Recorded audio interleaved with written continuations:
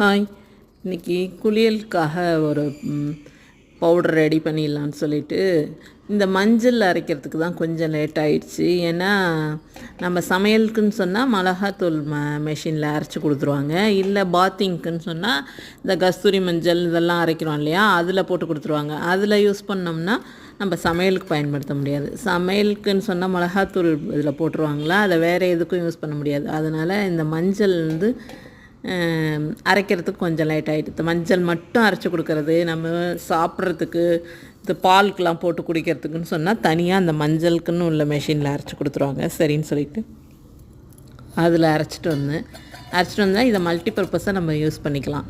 அதனால் அது மாதிரி தேடி கண்டுபிடிச்சி தனியாக அரைச்சி எடுத்துகிட்டு வந்தேன். இது இப்போ குளிக்கிறதுக்கு பவுட்ரு தனியாக எடுத்து வச்சிடலான்னு சொல்லிவிட்டு கஸ்தூரி மஞ்சள், இந்த மஞ்சள், அப்புறம் இந்த கஸ்தூரி மஞ்சள் அரைச்சதில் பயறு போட்டு அரைச்சி வச்சுருந்தேன். அதையும் மூணுத்தையும் இந்த பயறு மாவு மட்டும் கொஞ்சம் அதிகமாக எடுத்துகிட்டு இது ரெண்டும் ஒரே அளவு ஒரு கரண்டி அளவுக்கு எடுத்துகிட்டு இதை பயறு மாவு 3 கரண்டி எடுத்து வச்சுட்டு மிக்ஸ் பண்ணி வச்சாச்சுங்க. இதில் இன்னும் நம்ம பாத்திங் பவுடருக்கு வேறு சில இதெல்லாமும் நாட்டு மருந்து கடையிலேருந்து வாங்கி சேர்க்கலாம். இப்போதைக்கு இதை மட்டும் ரெடி பண்ணி வச்சேன். இந்த வெயிலுக்கு குளிக்கிறதுக்கு நல்ல வாசனையாகவும் வேர்வை நாற்றம் எல்லாமையும் வேர்க்குருலாம் வராமையும் தடுக்கும் இல்லையா, அதனால சரின்னு இப்போதைக்கு இதை ரெடி பண்ணி வச்சாச்சுங்க.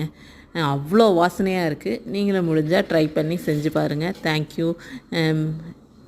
பிடிச்சிருந்தால் லைக் பண்ணுங்கள், ஷேர் பண்ணுங்கள். மாம்ஸ் டைரி சேனலை சப்ஸ்கிரைப் பண்ணுங்கள். தேங்க்யூ.